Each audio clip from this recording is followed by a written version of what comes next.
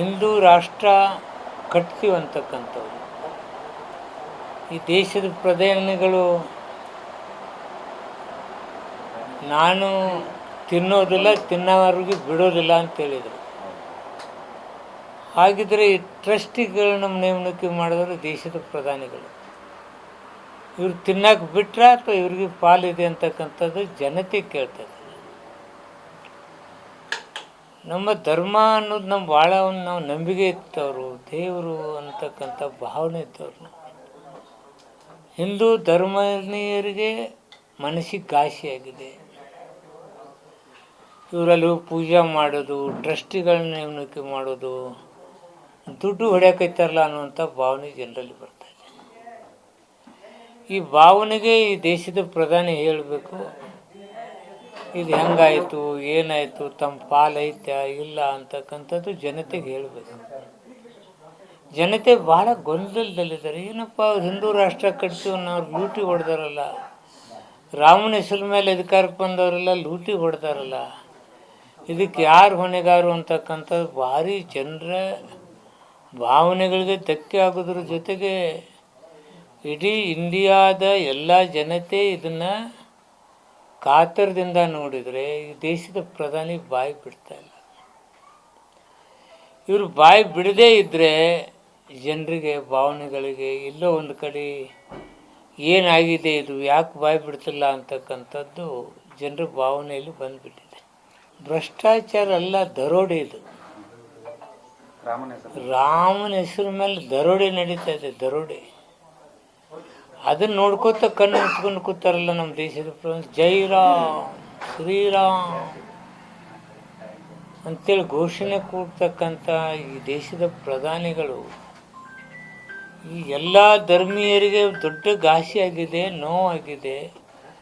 ಬಾಯಿ ಬಿಟ್ಟು ಹೇಳಬೇಕು ಇದು ಏನಾಗಿದೆ ಅನ್ನೋದು. ಈ ಮಂದಿರ ಕಟ್ಟಬೇಕಾದಂಥ ಉತ್ಸಾಹ ಸರ್, ಈ ಪ್ರಕರಣ ಹಗರಣ ಆದದ್ದಕ್ಕೆ ಧ್ವನಿ ಎತ್ತಕ್ಕೆ ಯಾರು ಮುಂದೆ ಬರ್ತಾ ಇಲ್ಲ ಬಿಜೆಪಿ ಪ್ರಮುಖವಾಗಿ. ಅದೇ ಜನ ಇದರಿಂದ ತಪ್ಪು ತಿಳುವಳಿಕೆ ಹೋಗ್ತಾ ಇದ್ದಾರೆ. ಜನ ಏನು ಹೇಳಿ ತಿಳ್ಕೊತಾರಂದರೆ ಇವ್ರದ್ದೇನಪ್ಪ, ಯಾಕೆ ಇವ್ರ ಪಾಲಿದೆನಾ, ಪಾಲಿಲ್ಲ ಅಂದರೆ ಬಾಯಿ ಬಿಟ್ಟು ಯಾಕೆ ಮಾತಾಡ್ತಾ ಇಲ್ಲ.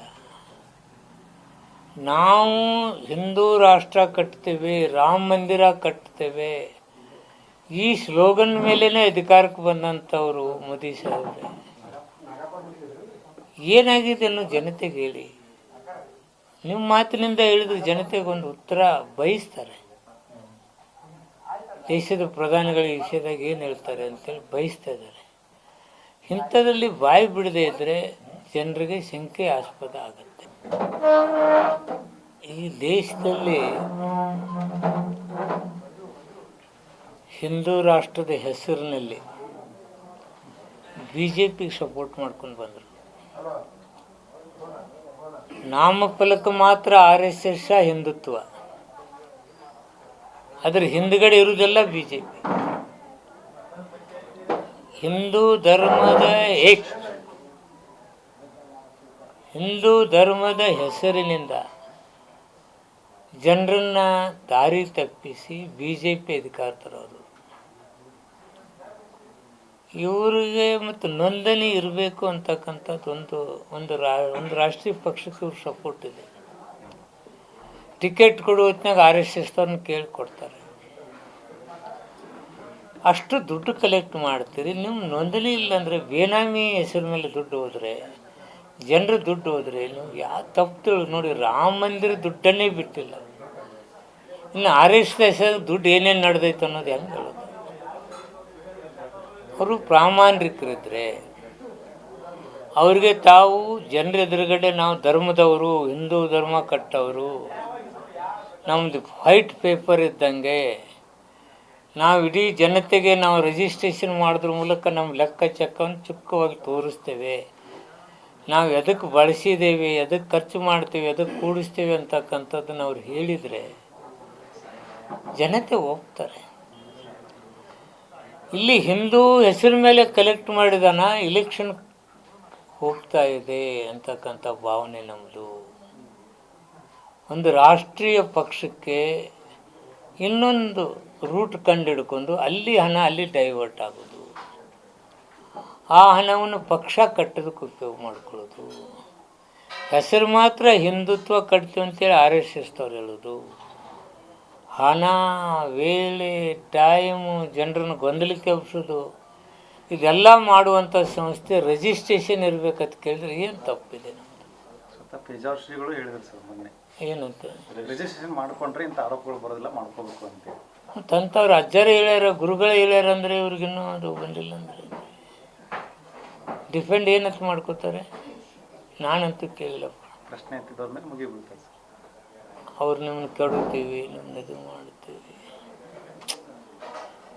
ಯಾಕೋ ನನಗೆ ಹಿಂದೂ ಹೆಸರಿನಲ್ಲಿ ನಡೀತಕ್ಕಂಥ ತಂತ್ರಗಾರಿಕೆ, ಕುತಂತ್ರ, ಈ ಧರ್ಮಕ್ಕೆ ಅಂಟಿದ ರೋಗ ಇದು ಅನಿಸುತ್ತೆ. ಇವರೆಲ್ಲ ಏನು ಮಾಡ್ತಾರೆ, ಇಂಥದನ್ನು ಹಿಂದೂ ಧರ್ಮದ ಘನತೆ, ಗೌರವಕ್ಕೆ ಧಕ್ಕೆ ತರ್ತಕ್ಕಂಥದ್ದು.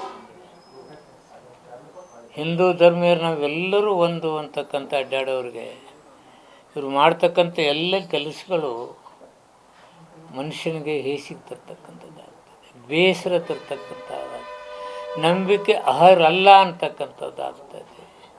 BLA-2 ಚುನಾವಣಾ ಅಧಿಕಾರಿಗಳೇ ನಮಗೆ ಪವರ್ ಕೊಟ್ಟಿತ್ತು, ಅಪಾಯಿಂಟ್ಮೆಂಟ್ ಮಾಡಿ ನಮಗೆ ಕೊಡಿ ಅಂತೇಳಿತ್ತು.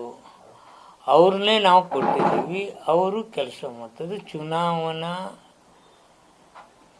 ಏನು ಸಂಸ್ಥೆ ಇದೆ, ಕಮಿಷನ್ ಇದೆ, ಈ ದೇಶದಲ್ಲಿ ಚುನಾವಣೆ ನಡೆಸ್ತಕ್ಕಂಥ ರೀತಿ ನೀತಿ ಏನಿದೆ, ಕಾನೂನು ಏನಿದೆ, BLA-2ಗಳನ್ನ ಚುನಾವಣಾ ಕಮಿಷನ್ದವರೇ ನಮಗೆ ಅವಕಾಶ ಕೊಟ್ಟದ್ದು.